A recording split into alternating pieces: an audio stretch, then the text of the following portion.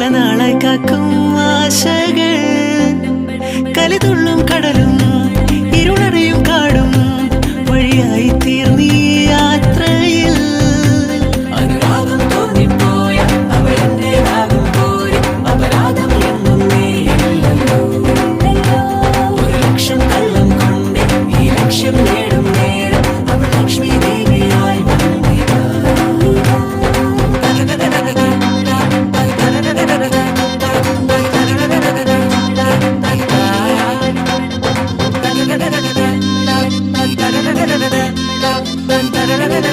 Bye.